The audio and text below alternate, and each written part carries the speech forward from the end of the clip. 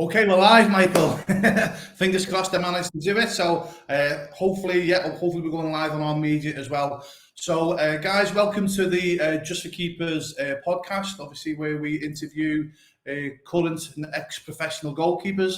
Today we're very lucky, especially on a Saturday, he's spending time out of a Saturday to help us, obviously, with everything goalkeeping. So I'd like to introduce Michael Johnstone to the Just for Keepers podcast. Michael, how are you?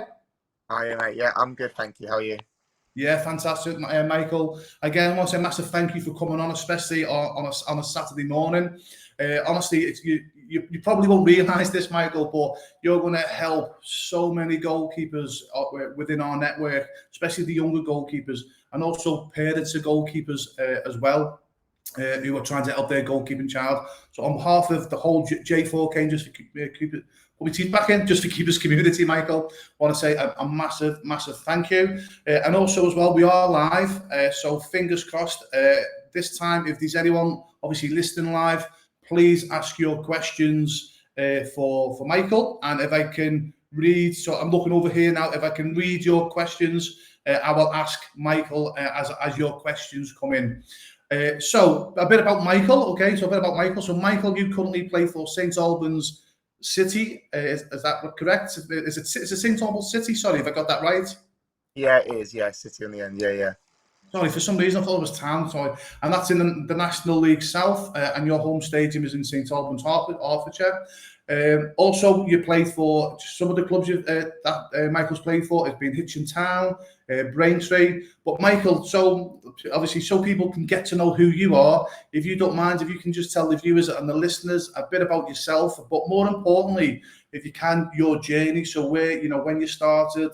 Where you started playing in goal and your journey until you where you are now, obviously playing professionally for St Albans. So I'm going to leave it over to you now, Michael. So the screen is now yours. Thank you. Of course. So my journey's not as long as some people's that start in goal. I didn't start until I was 14. Funnily enough, it was a school game in Watford, and no one wanted to play in goal, and I was selected by the coach. I think it was just because I had probably the biggest kick in the team. So in I went, and just being a natural competitor, wanting to win, and kind of just being good at most sports growing up, I did all right. And the referee just happened to be a scout from Luton, who at the time were in the Championship. It's full circle now, but yeah, there was in Championship, and he invited me to go and train with them. And I worked with a guy called Roger Spicer, who I think went to Arsenal after that. And if I'm honest, I absolutely hated it. It was a sandy Astro right by Luton Airport. Okay, Obviously, about goalkeeping, and they probably didn't even know that. So they were teaching me W's and cup shapes, and meanwhile, the under 18 goalkeepers that I'm training with as well, even though I'm 14 at the time, obviously are there primarily to go be goalkeepers, and I'm there absolutely drowning, not knowing what's going on. And yeah, walked away from that. I think it was about 2 months I was there. Just didn't want to do it. Went home, said I just don't want to play in goal. And a few pep talks with mum and dad and other family members kind of swayed me back round, and I went back into it. And only played local. I've never been in an academy, never been in that sort of setup. So I've played for loads of teams in the district around here. And a lot of my learning and understanding goalkeeping come from me going out of my way in my spare time to watch videos on YouTube and listen and watch the people talk about techniques and everything really, and that's how I really became a goalkeeper. That's where most of my techniques have come.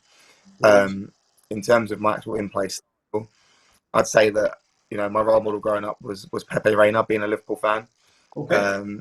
So I kind of like him. I think I based my game around someone like him. That done me a favour growing up because I think one of the standout things I had was distribution. And obviously having time played on pitch as well, the sort of passes that you don't see as a goalkeeper, you can see as an outfield player, and dropping into goal, I still see that sort of passing mind is still there. Yeah, as I ramble on, so I was locally. Oh, please ramble on. Please ramble on. Honestly, it's super interesting, and that was the point I was trying to make in the intro. Because while you're playing in goal, you just think, yeah, I'm playing in goal. But honestly, what you're saying will resonate and help so many goalkeepers and parents of goalkeepers. So honestly, ramble on, Michael, because you won't realise how many people that you'll be helping. Thank you. So yeah, as we were saying, playing locally, and then I got picked up by a local academy, not a pro one. I think it was Stevenage, but they weren't full-time pro academy at the time, and I was there for a year. Again, I still didn't enjoy it. This was now 15, 16. Weren't enjoying myself. So I was actually come out of there, went back. I was actually going to come to this at the end, but I'm going to jump in now if it's okay, Michael, because you've said that on 2 clubs that you were with that you sort of didn't enjoy. Was that because of the coaching that you were getting, or the people involved, or obviously? I know that you mentioned like the AstroTurf at Luton Town. If it was anything like I think it was at Preston North End used to have one as well, and ours the most. And it's actually not AstroTurf. It's concrete painted green, isn't it? And then you're expected to dive top corner. I mean, that's how how goalkeeping was so misunderstood back then. Or even now to a degree. But you mentioned obviously you didn't really like it. So I'm sorry to butt in. Was that because of the people or the facilities, or was it a bit of both? I'd say it's a mixture, and it wasn't just them. It was me. It was me, probably in my heart, being a young kid, not fully accepting that my future was going to be in goal.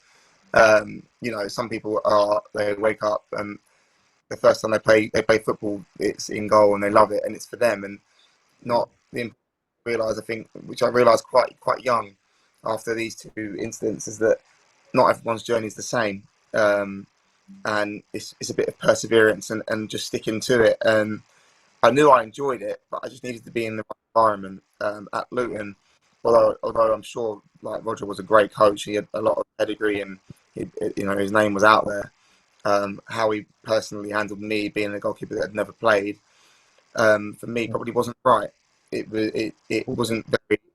Didn't feel like it was very caring. And I think when you're young, especially in a position such as goalkeeper, where it's a lot of mental strength that will be needed, and it's really tough mentally to play in goal. And it just needed a bit more care, I thought, which you didn't really get back in the day. There wasn't a lot of care, and to an extent, there isn't that now.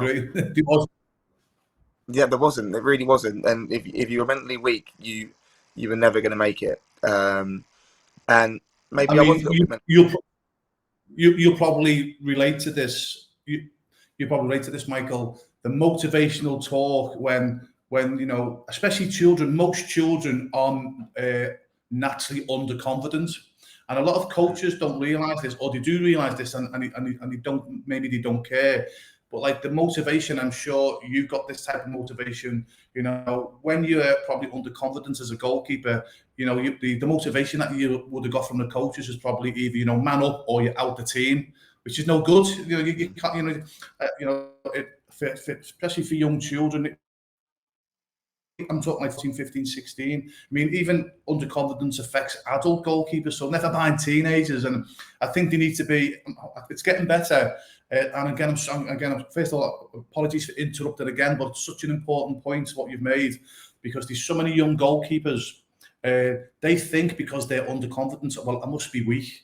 But what they don't realise is, one, they're not weak. It's only natural. And then what they don't realise as well is that probably 95% of their teammates are nervous and scared as well. But that's where you do need good coaches to come in and nurture players. And a lot of coaches just think it's about what they do on the field, how to develop them as a goalkeeper or a player, which is still important.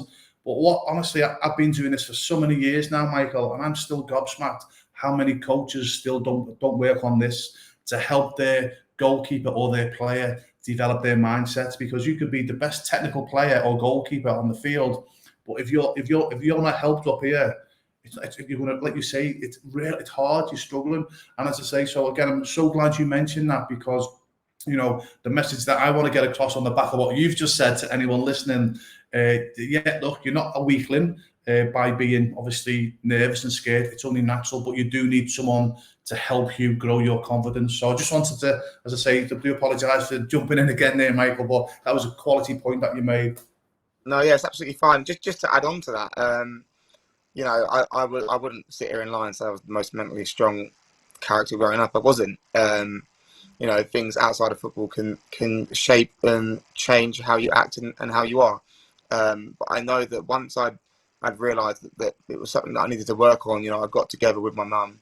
And parents are so important in any journey in sport, because they're your pillars, they're your rocks, they're your foundation to potentially achieve whatever you can achieve. And without them, your level of achievement will never be as high if they're not 100% supportive and behind you and making you stick on the right path. And that. But what we did is that we went through a lot of books and newspaper articles on the psychology side of the game. Reading an article about choking. I can't remember who the athlete was. He's a real top athlete that would get to a lot of finals but would never win. It might have been Andy Murray at the time. Thinking about it, about 10, 12 years ago, makes about sense in terms of the timeline. And just read into it, and the psychology coach that he'd gone to see, it is literally just the little 1%, like being okay with being nervous for a game. I'm 28 and I still get nervous before games now. I'm always thinking, what if I do this wrong, if I do that wrong? But it's just countering that and saying, do you know what, it's okay, and it's going to be okay, that you'll do your best, and if your best isn't good enough on the day, then so be it. That's how it is. You get up, and tomorrow's a new day, and never hold on to anything. Again, amazing what you just said there. And for anyone listening, especially the parents, these two things that you've said there, Michael, which is fantastic. The first one, you're 28 years of age, and you're playing obviously at a very, very high level, and you still get nervous. And again, we deal with like 8, 9, 10-year-old kids who, and the parents, and they think it's wrong to be nervous. So, so guys, there's a 28-year-old professional goalkeeper still saying he's nervous before a game. And again, what you said is spot on, Michael. It's okay to be nervous. It's actually can actually be good, beneficial, because obviously if you go on to a game situation and you're just blasé and you're not nervous, you're probably more chance of conceding a goal. So that nerves obviously keeps you on your toes. So that was the first point. And the second point, what you said about the parents. Parents don't realise what a massive effect that they have on their children, even negative or positive. And that's why we're so keen with Just for Keepers we educate as best we can the mums and dads, Michael, so they can basically protect their child. And it's all up here. We do something called like the 30-day challenge, and it's basically to help young goalkeepers and all goalkeepers to become bulletproof and become mentally stronger as a goalkeeper. And the majority of people, thankfully, that are booking on now are the parents to help their goalkeeping child. So parents, so any parents listening, and I know a fact that there will be parents listening to this, Michael, listen to what Michael's just said. You probably don't realise what big impact that you can have on your child. And also, while anyone listening, if you want to ask Michael any questions, this is live.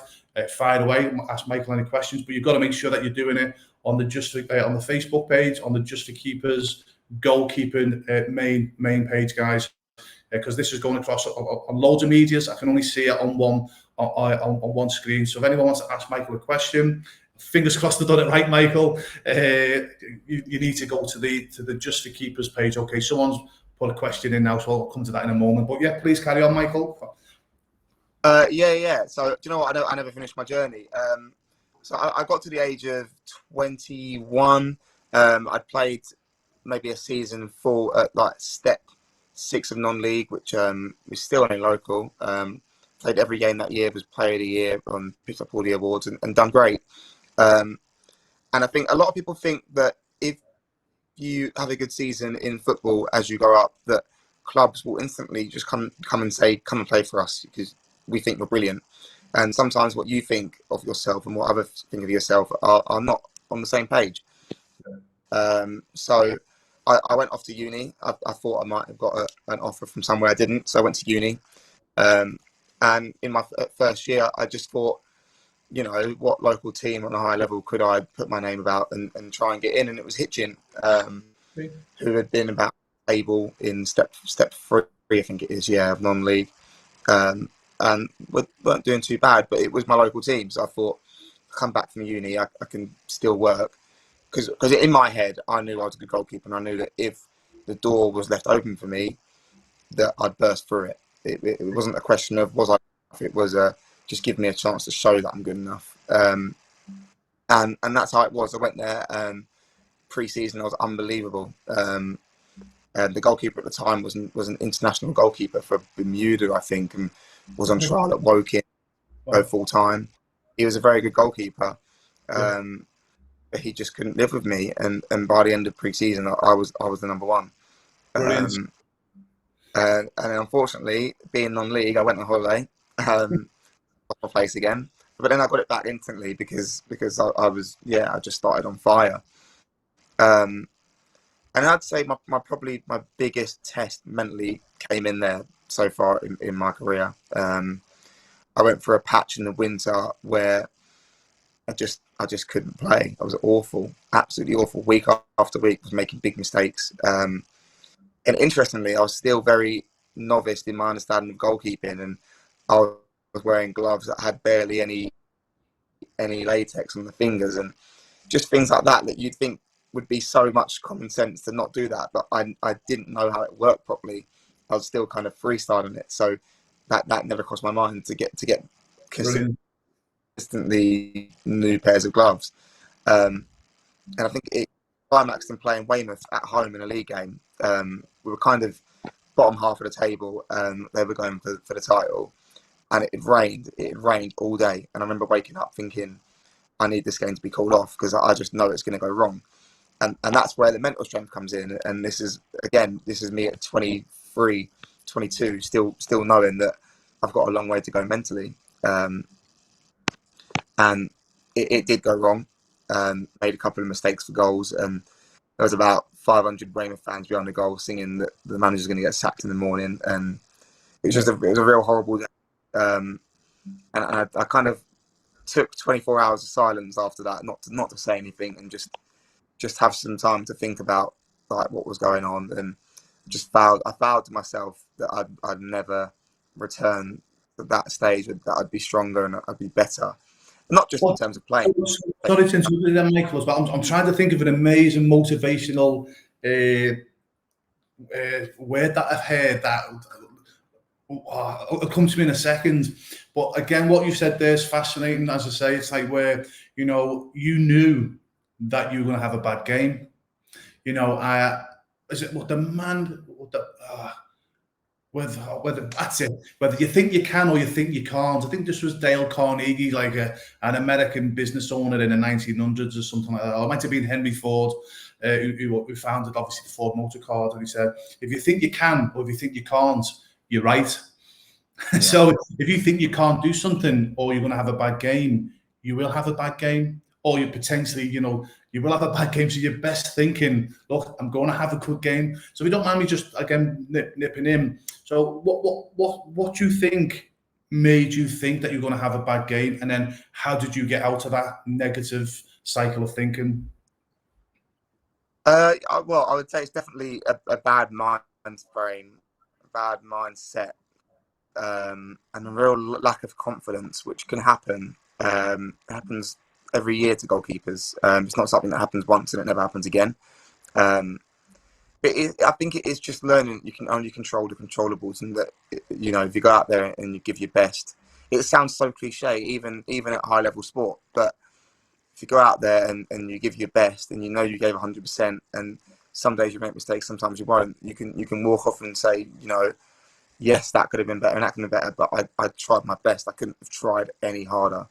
It doesn't matter what level of sport. It's about looking it's about looking in the mirror and looking in the mirror at the end of each game, isn't it? And saying, right, and because you know what, you can lie to anyone, but you can't lie to yourself in life, Michael. So if you look in the mirror and you ask yourself the question, look, did I give it 100% today? You know, you will know if you've not given it 100%. And I think just by, you know, again, what you were saying there, if that's a habit, you know, young or any goalkeepers, because obviously what you were saying there, Michael, again, is spot on. It's not just young goalkeepers that lose their confidence every single season. It's professional goalkeepers, it's international goalkeepers. But even something what you're saying there, then, if you can just like look in the mirror after every game and go, did I give it 100%? Maybe not 95. And then the next game, did I give it 100%? Or maybe 98. The next game, did I give it 100%? Yeah, I did. The next game, did I give it 100%? Yeah, I did. And then that will obviously gradually get your mindset back into, obviously, you know, the positive thinking. And is that something similar that you did? Sorry, Michael? Yeah, no, absolutely. Because I think in terms of in the game, I got into a habit of, if I come for a cross and I didn't get there, I'd stop coming. And that's you know what, I think the manager I've got now, he's brilliant at, if I come and do something and I don't do it right, but the next time that situation occurs and I go again to try and do the right thing, then he's more than happy, because it's character. It's character just to, if something doesn't go right, not to be afraid to go and do it again and potentially get it wrong again, because at the end of the day, it's still the right thing to do. And again, so yeah, always just, I think resilience is a really good. And if you don't mind me stopping you again, sorry, there's a bit of a delay between when we're speaking, so I do apologise, Michael. Again, honestly, so again, you've just gone on blasé about something there, Michael, right? Because you're just doing what you're doing. But what you've just said there is like super important. And a lot of goalkeepers, young and old, make the mistakes. Is when you said that if you come for a cross and you drop it, the next cross that come over, you never went for it again. And so many goalkeepers done that. I did that when I played, as even at a professional level. And again, what you just said there, again, you not realise what a golden nugget that is to any goalkeeper listening. Is that when that other cross comes in again, even though that you've made a mistake, you've just got to go. You've got to go. You've got to forget your mistake, and you've just got to go again. It's about obviously getting that mindset right of always doing the right things, even if sometimes the wrong things happen. You know, so again, any goalkeepers listening, please listen to what Michael's just said there. Look, if you come for the cross and you drop it, or you make a mistake, make sure you come out for that next one, because if you don't, you know, you'll end up, you know, it could be like minutes, hours, even games where you just end up being on your line. But again, what you've just said there, Michael, if you make sure that you come out for the cross the next time, you're going to get over any mistake a lot faster. Again, sorry to interrupt, but that's such a super important thing that you said. Yeah, no, just one thing to add on that, because I was watching a program with LeBron James the other day, and he said you should always be comfortable being in situations that you're not comfortable in. And I think that summarised it perfectly. Again, yeah. I think what I always heard as well, Michael, as I say, it's like the difference between likes of, you know, playing at this level and this level. It's not sort of like the ability levels, what you actually do on the field. It's actually how you how you maintain, how you consistently play. So unfortunately, what a lot of people do who allow nerves and lack of confidence get to them, they're probably the same ability-wise. I'm going to name drop now. I remember I was fortunate enough to train alongside Neville Southall, the Welsh international, absolute legend in the game for 2 years. And he always used to say, the difference with goalkeepers who were playing like in the 3rd or 4th division and like the Premiership, he said, was that final line. It was tiny. He said, but the difference is, the Premiership goalkeepers do the same ability-wise in goal, but they could just perform at the same consistent level, and they could deal with the pressure more. Yeah. You know, and again, a lot of goalkeepers don't realise that. I mean, don't get me wrong, you have got those goalkeepers who are that like 1%, isn't it? They're just like on a different planet. But 99% of goalkeepers, once you get to a certain level, as a goalkeeper, most goalkeepers are more or less the same. It's just how you deal with that pressure, and if you learn to deal with that pressure, honestly, you'll get up there. So, don't know if that makes sense. Absolutely, no, it does. It does make a lot of sense because it's high pressured situations, and the higher up you go, the more money there is, and the more fans there are, and it's football, as I've always said, is 99% mental and 1% physical, and I believe that 100% with my heart till this day, and I was told that when I was about 12 years old. So yeah, it very much still sticks the same mentality. Fantastic. Well, what I'm going to do now, if you don't mind, I'm going to take you back to your childhood. Again, I know that you've probably already explained bits and bobs already, but I'm going to ask the same questions again, and hope again, maybe just sort of explain in a different way, if that makes sense, Michael. So the first question I wanted to say to you: what actually drew you to playing in goal, and was this your choice, or was it circumstances that you ended up in goal? I know that you did mention this in your introduction, but if you could just sort of fine line that again, if that makes sense. Yeah, of course. So it definitely wasn't my choice. It was the coach's choice. Not that I didn't enjoy it, I did. But yeah, it was that one random school game where we didn't have a goalkeeper. And funnily enough, I've got a name now for saving penalties, and it went to a penalty shootout, and I saved 2 out of 5 when we went through. So where it all started, yeah. Fantastic, brilliant. And then also as well, again, I know that you've touched on this as well, Michael, but I'm going to ask again, just obviously, just again, even if it's answered in a slightly different way, again, it will help people who are watching and listening.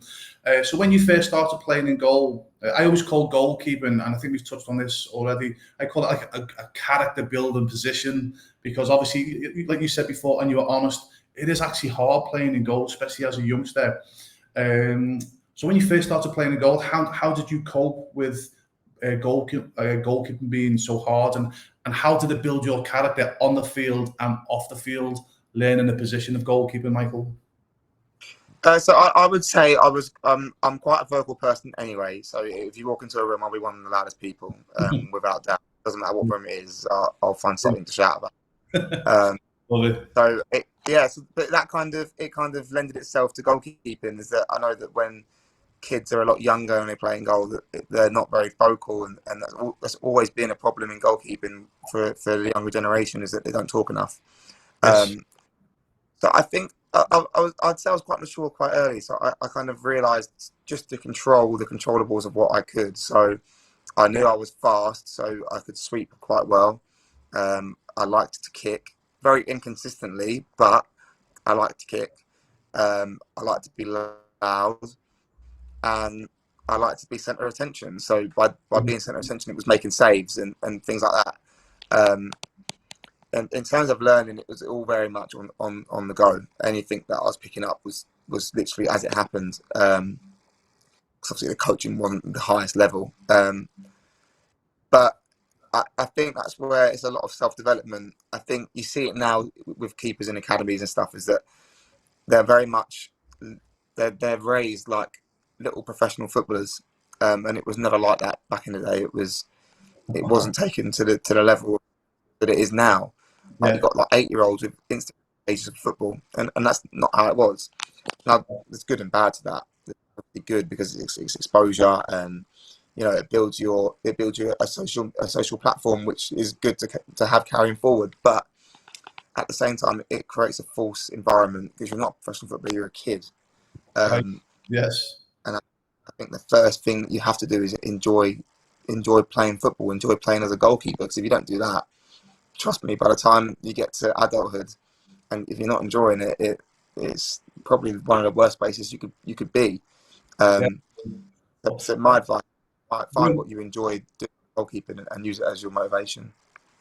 Again, super point, Michael.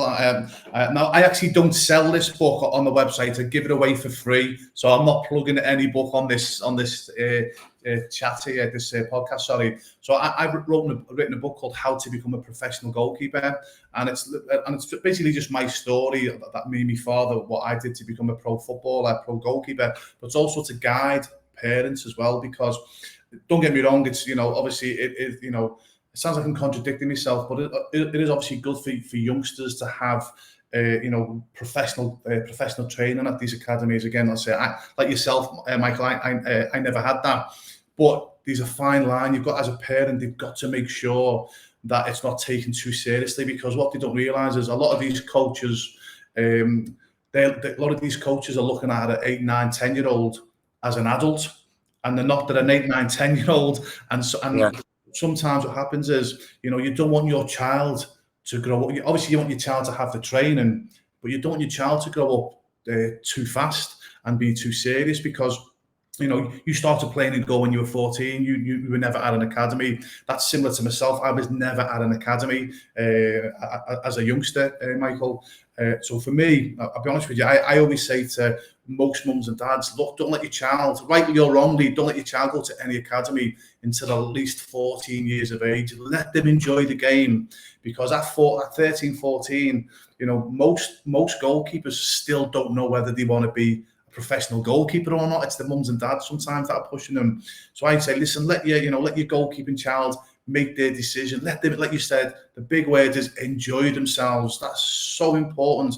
Enjoy themselves with the friends, with no pressure, because they could get to 13, 14 and go, you know what, I actually don't want to be a professional goalkeeper.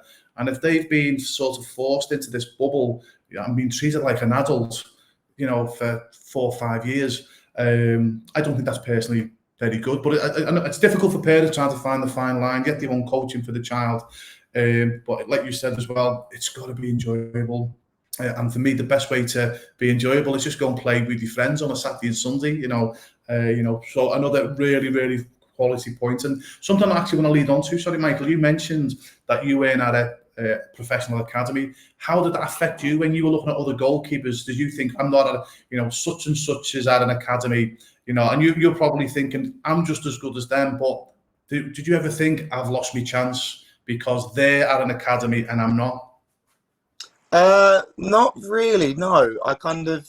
I'm very self-confident. Although I have my doubts and my insecurities of goalkeeping, I'm also ultra confident, and will back myself against anyone in the room. So yeah, growing up, I knew I was potentially a few years behind in terms of other goalkeepers, but I knew that if given the right opportunity, which is never in your hands, as much as you can train and work hard, sometimes it isn't meant for you. But I knew if I was given the right opportunity, I could go as far as I wanted to. Unfortunately, it never really broke for me that way. I had to go the hard way, and I've come here through back routes rather than straight down one road.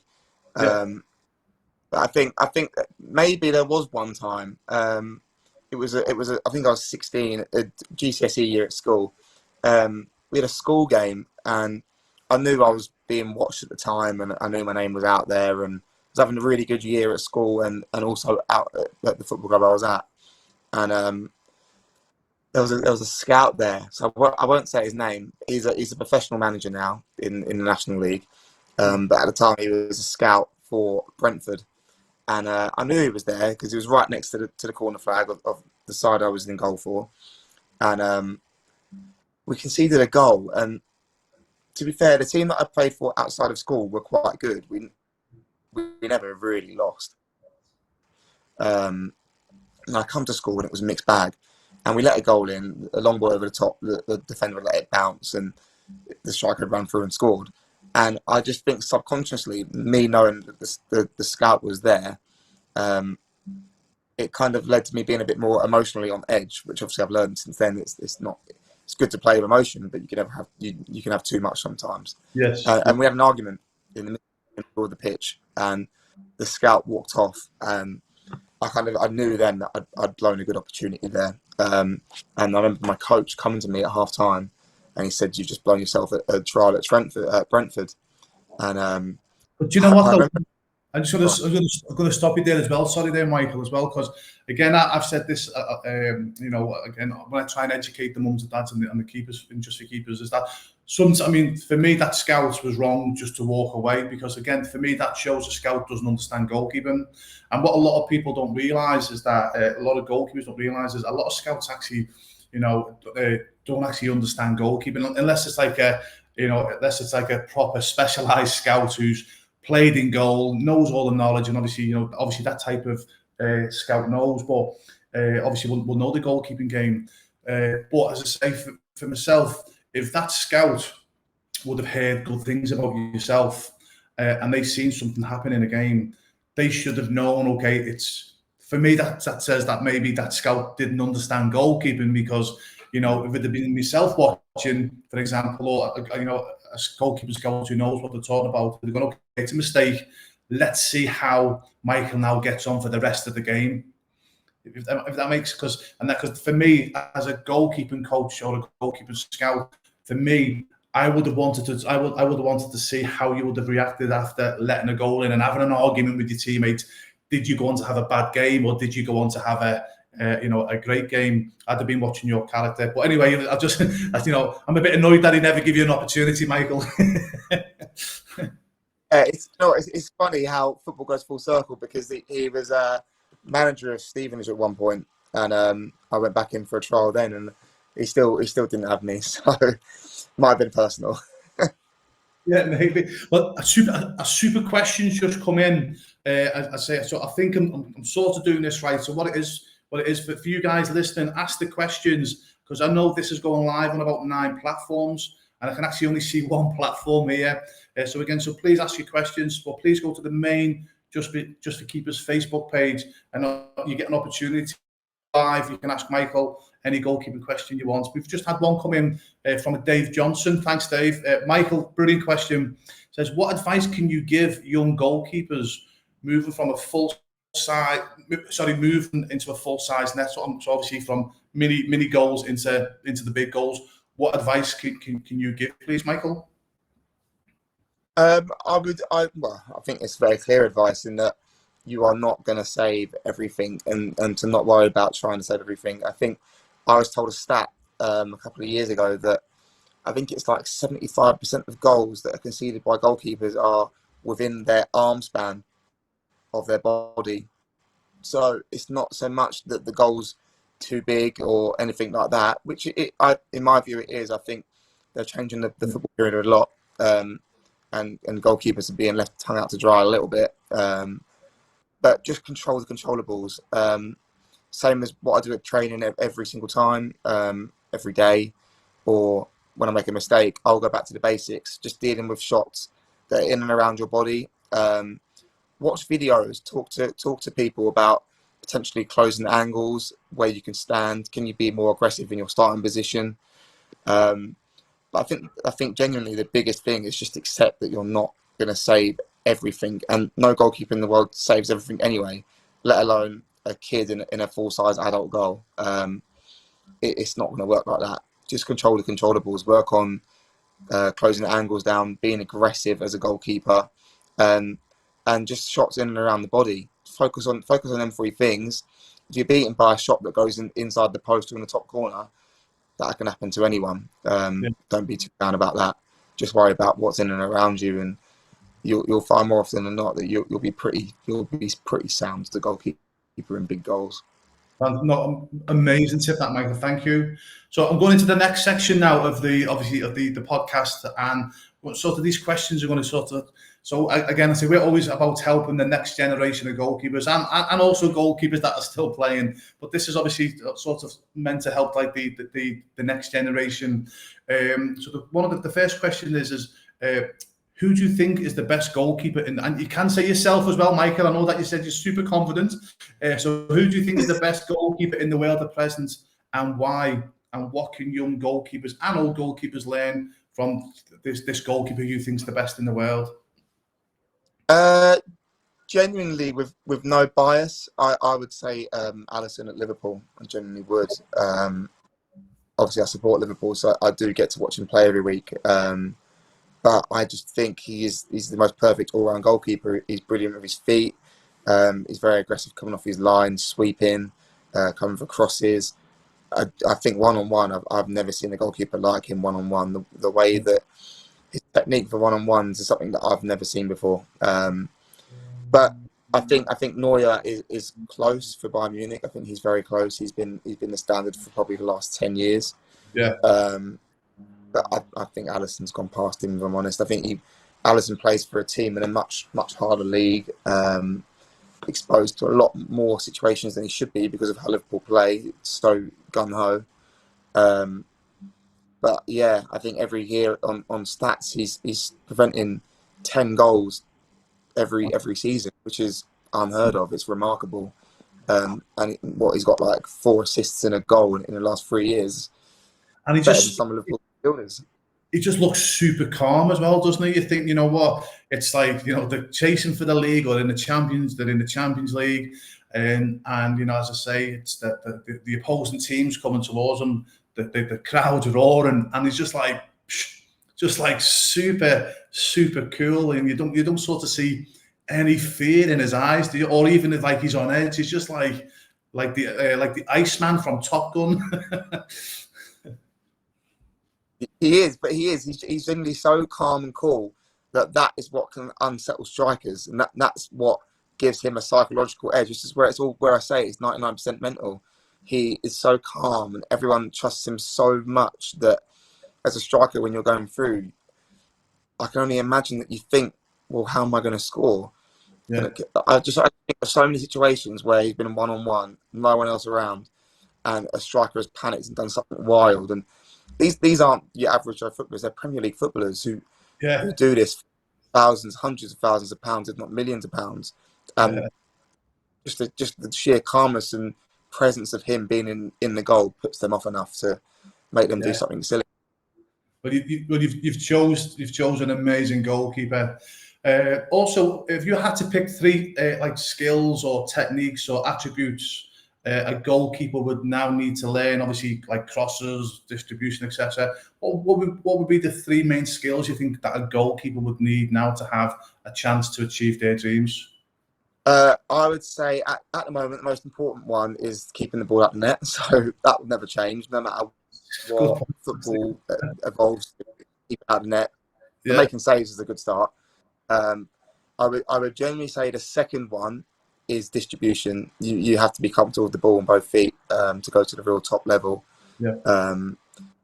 It's changed now. You're almost another outfield player when you've got the ball for some teams. Don't get me wrong, not every team, but if you want to go to the top, then you've got to be comfortable with the ball on both feet, which is something that you have to work on. It's where I'm lucky because I had the background of playing on pitch, so I'm very comfortable with the ball, and I don't mind that. Very easy to have the ball back under any situation. But it's something that you need to work on just as much as you would keeping the ball out of the net, making saves. Brilliant. And then I would say the third one is close. It's close. It's either dealing with crosses, but I would probably say being vocal. Managers in the olden days when I was growing up, even now, they're so big on communication. If you communicate as a goalkeeper, you will cut out 50% of any situations that you'll have to deal with, because the people in front of you will deal with them for you if you put them in the right place. As a goalkeeper, you've got the best view of the pitch. You can see everything evolve and develop in front of your eyes. So you need to be vocal and explain that to people that can't. And at the end of the day, they're there to defend you. So if you put them where you want them to, and you know your stuff, brilliant. You'll be all right. But you know, something that you just said there, Michael. So all the goalkeepers that I've interviewed, you're the only person, you're the only goalkeeper, sorry, Michael, in point 1 that you've said. I was like, oh God, yeah, it's so basic, but again, so important, is keep the ball out the net. You know, and you know, obviously make the saves. And I'm going to go back and name drop now. I'm going back when I was very fortunate to train alongside Neville Southall for 2 years when I was at Everton as a youngster. And I remember him getting interviewed, Michael, and the guy that was interviewing him saying, "What's the best save that you've ever made in your life?" And obviously, so they were expecting to say like top corner, and he went, "Every single save." You go, no. They must be, what's the most important save? He was like, but every save's important. And the interviewee was going, but even if someone hits it from 50 yards and it trickles to you, that's an important save. He goes, I've had to make the save. It's every save is important. It doesn't matter if it's a trickle or top corner. And as I say, and that's such simple advice, Michael. But if you keep the balls out the net and you keep clean sheet after clean sheet, you are going to get picked up by somebody. Absolutely, and that's what it is. so overthought and technical now that you forget the most basic things, which is you just do your job. As a goalkeeper, your job is to keep the ball out of the net by hook or crook. You use any part of your body to keep it out.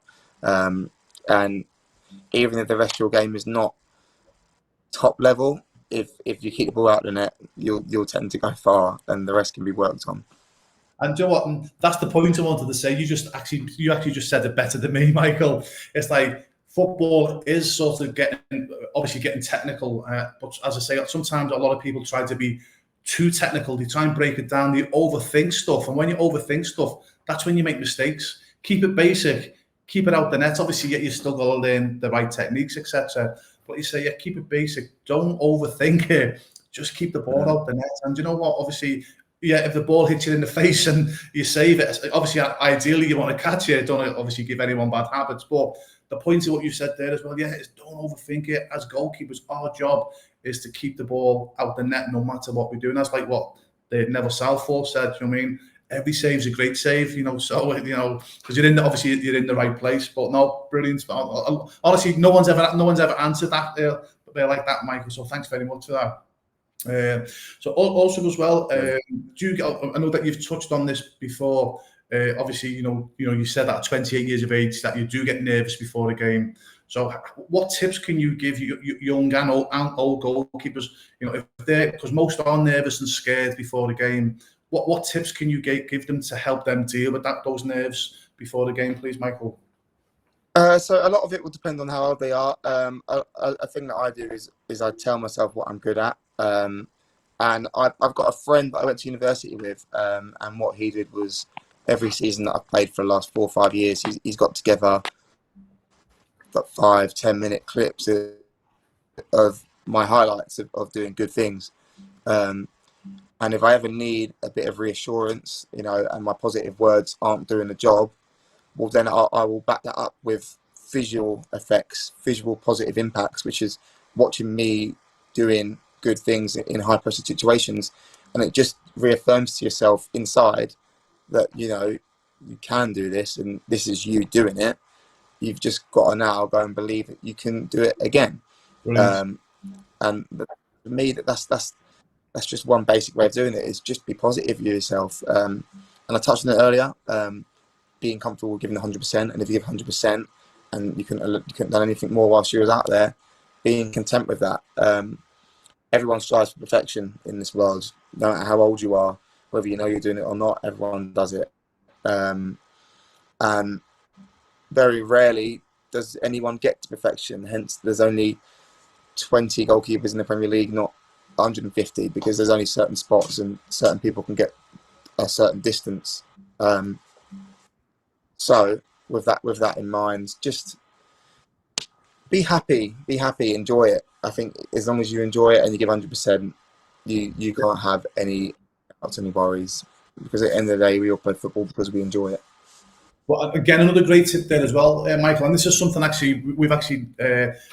we normally think that we've covered all angles to help goalkeepers and the parents of our students, but something that you've said, we've actually never mentioned this, and I think it's a fantastic tip. Where you were saying as well, obviously, your friends send you clips. So again, so just based on what you were saying there, I think if a parent or the goalkeeper can get someone to film the games, and maybe obviously when they're doing fantastic, when they're making great saves in a game, maybe go and watch that once or twice a week, even if it's like a collage of all their saves that they make as a goalkeeper, because that reminds you, wow, I have got the ability to do that. Anything that you can do, obviously, and that's something I'm actually going to be putting into this 30-day challenge. So I'm going to steal it off you if you don't mind, Michael. I'm going to be advising now the goalkeepers and the parents to say, hey, listen, there's no excuse at this day and age. We've all got an iPhone or a smartphone, whatever they're called.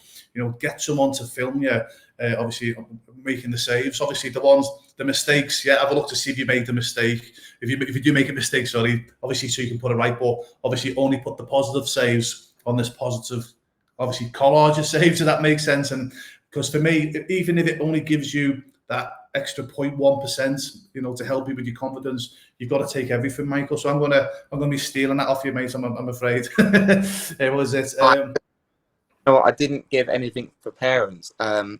One thing that my dad used to do, Is it in the car after a game? You know, and some kids might not be ready to talk about games straight after, but we'd sit in the car and would break down the game. He'd say what he thought I did well, and then he'd ask me what he thought I did well, and then would say, before he spoke, was what did I think I could do better if I was to play that again. And that works at any age, because kids are as honest as they come when you talk to them. Yeah. And you know, sometimes the best, especially after a tough game, the best thing to do, it goes two ways, is either you need to have time to yourself, or you just need to get the feelings and the thoughts in your head out. Just get them out. Who better than to do that with than a parent? And I think that helps a lot mentally. It does. It relieves a lot of tension, a lot of stress. And it also makes you feel very comfortable as a kid, especially it did with me, with kind of opening up and talking about your emotions and how things have affected you. You know, I made this mistake, and you know, you're beating yourself up, and then all of a sudden you talk about it, and then you break it down. What could you do better next time? And you're doing this with your parent, and it's a bond there which will help in that situation more than talking to a coach will as a child, or talking to a friend. That is, like I said at the start, your parents are your two pillars, and without them, there's no chance. You know, you hear a lot of professional footballers, the first people they find are their mum and dad.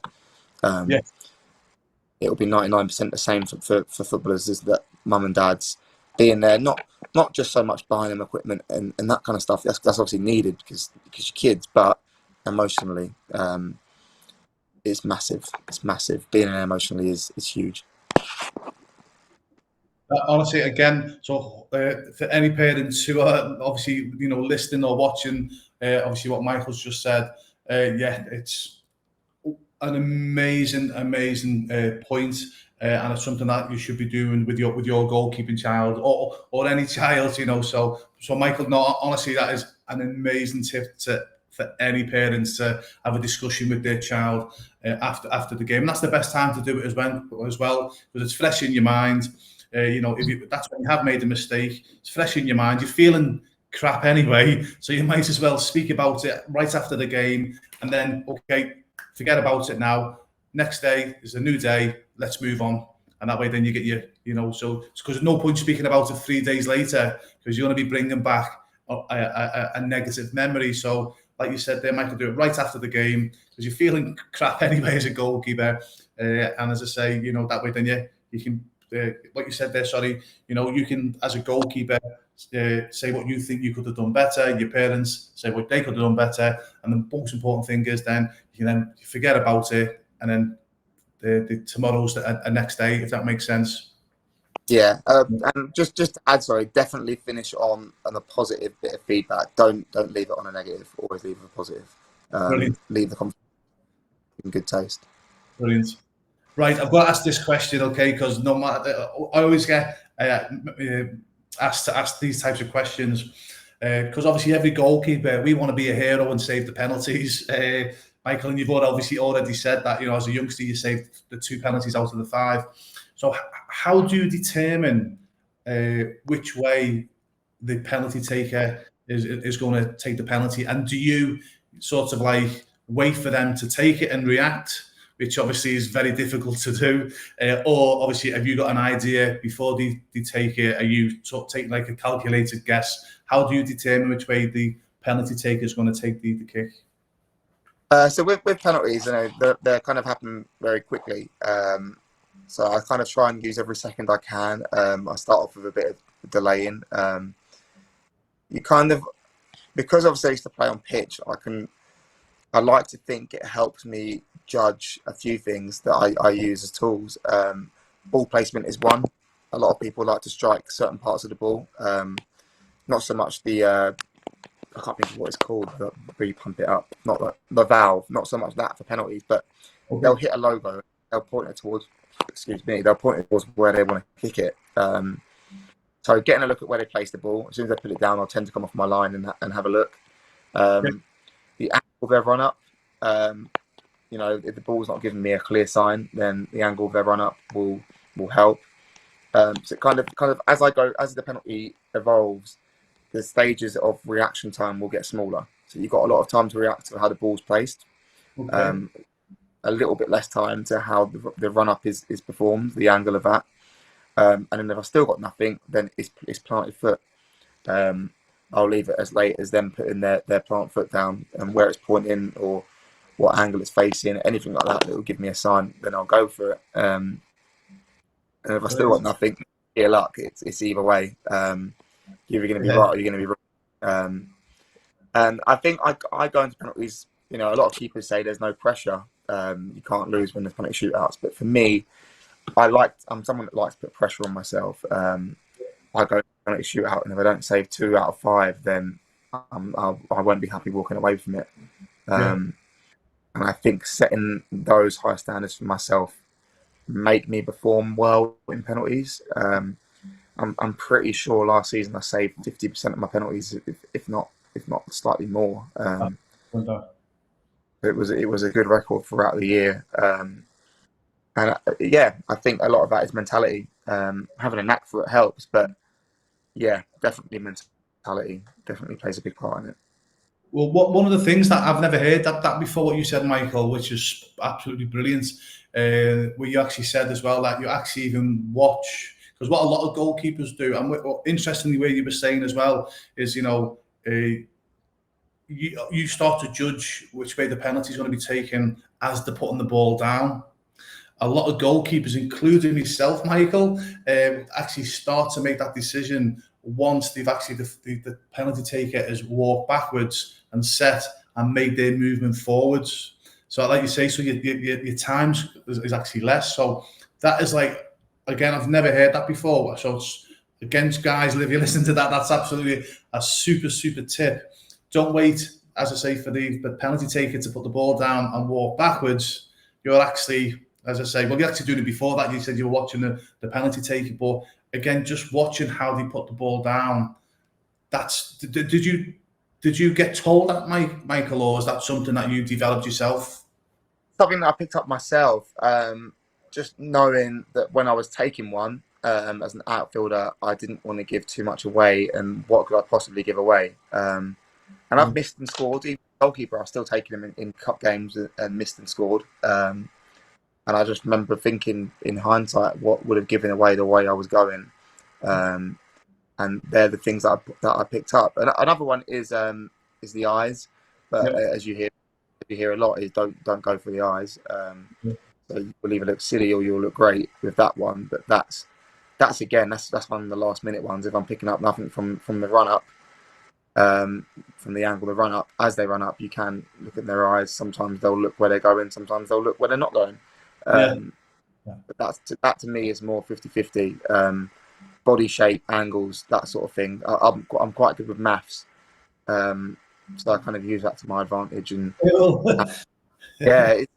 this is what I mean when I say football is very technical and overthought now. But I think the one area I do agree to a certain extent is penalties, because I think they're very much a mentality game, and they are a little bit technical as well. But at the end of the day, the same rule applies. Keep the ball out of the net, and you're the hero.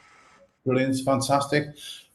So we're coming to the end of the podcast now. So I've got a couple of questions to finish. But before, I always, it's called this section is called the impossible goalkeeper facts. Okay, so obviously you sound a clever lad, but let's see. So I got these questions. It's an amazing website. It's actually called goalkeepersadifferent.com. And it's just a load of facts about goalkeeping. You're like, wow, it's some amazing ones. So I'll pull one off for you to see if you can answer, Michael. As I say, let's see how good your goalkeeper knowledge is. The one that we did last time was actually from the Goalkeeper from 1909. So it gives you an idea how far back some of these questions go. So the question is which international goalkeeper holds the men's record for international clean sheets with amazing 77 clean sheets? I think we've lost you. See if he comes back. So while Michael's froze, again, if you get an opportunity to, I think we've lost him, guys, unfortunately. But hopefully he'll come back. So as I say, Michael, there was honestly some really fantastic answers he was giving. Some of them, as I say, that tip to save penalties. I mean, again, I've always sort of told my students to watch the run up, etc. But Michael was saying like start off actually when the player puts the ball down, which is pretty cool. Okay, so if you get an opportunity, as I say, fingers crossed, Michael will come back on. But if you want to ask any questions, please fire away. So again, actually, if anyone's listening, okay, well, obviously while we've lost Michael, if anyone's listening, I bet you £1,000 his phone's died. So anyone's listening, does anyone know that question? Which international goalkeeper holds the men's record for international clean sheets? And we'll give Michael maybe a minute or so, and obviously we'll just finish this podcast and interview, which was a pity because, as I say, there were some amazing answers there from Michael. Okay. So again, I do apologise if you're asking questions, guys, and I'm not seeing you. I'm just going to go onto another platform. I don't think I've set everything up, unfortunately, the right way. Okay, no. Okay, yeah. I can't. So I do apologise, guys, because I believe these other people asking questions, and obviously, unfortunately, Michael Johnson joined. Sec. You okay, Michael? Yeah, so my phone just overheated. I couldn't believe it. No, don't worry. I did actually say I kept the interview going. I bet you this phone's died. What was it? But no, we won't appreciate you coming back on again. I know what you've done there. Actually, you've gone and Googled. you've turned the phone off. You've gone and Googled that question, haven't you? Which goalkeeper? You still there? Okay, I've lost you again, Mike. Technology.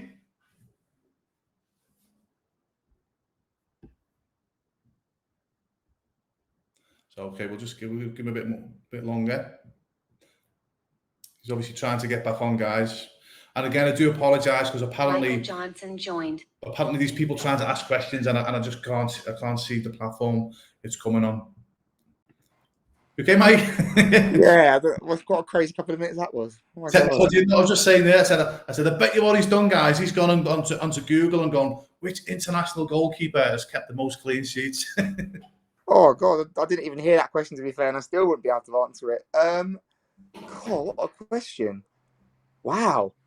And he's actually and it's not as far back as 1909. It's actually he's only really retired the last few years. Oh God, it's who's played a lot of games in goal. From Europe. Iker Casillas. Yes, well done, yeah, mate. There we go. Yeah, fantastic, mate. Brilliant.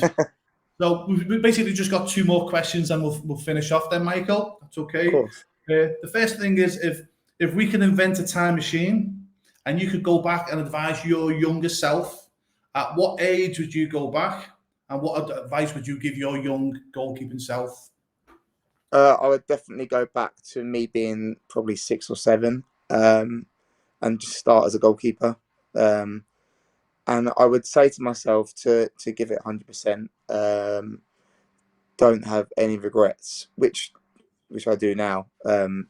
But just commit to football 100%, because the opportunities, if you commit to football, will open up much more than if you are half-hearted. You do get what you deserve in football. So yeah. Be 100% committed all of the time. Not be distracted, and be a goalkeeper. That's pretty much it. Brilliant. And I think I've got a funny feeling it might be a similar answer. So any young goalkeeper now who's watching this podcast and interview, what advice would you give to any young goalkeeper, or even an older goalkeeper, if they're chasing their dreams and they want to become a professional goalkeeper, a semi-professional goalkeeper, maybe use their goalkeeping to gain a college scholarship, because we help a lot of goalkeepers get college scholarships in the United States. Michael, so what advice would you give any goalkeeper chasing their dreams? 100% never give up. If you don't believe, then no one else has the opportunity to believe. Only you can open up doors and pathways for success and for future fruits. I would say that, a lot of people work on just their weaknesses. I would encourage people to work on their strengths even more, because you want your strengths to be stronger than anyone else's. It's all good saying I'm good at this, so I will work on what I'm not good at. But you'll soon find what you work on that you're not good at, you'll become not good at what you didn't work on, if that makes sense. So you got there in the end. But yeah, just work on everything. Strengths are so important, and if your strengths shine, then your weaknesses don't look as bad. And every goalkeeper has weaknesses, but it's about being good enough to cover them and not leave yourself exposed to them weaknesses many times in a game. Well, what an amazing tip to finish the podcast and interview, because how many times, and I've said this myself as a coach, Michael, to students, work on your weaknesses.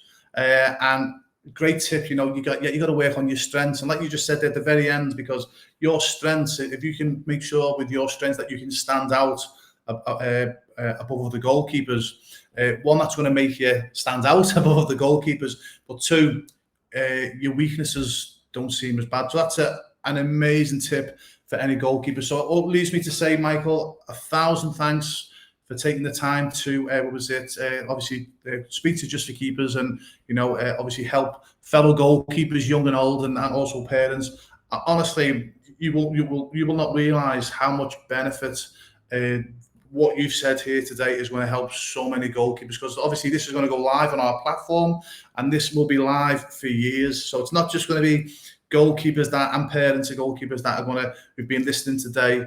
It's going to be literally goalkeepers who are going to be watching this tomorrow and in 5, 6, 7, 8 years time. So I want to say a massive thank you for sharing your knowledge. Honestly, I'm a massive believer. Again, this is not, hopefully this just doesn't come across as arrogance.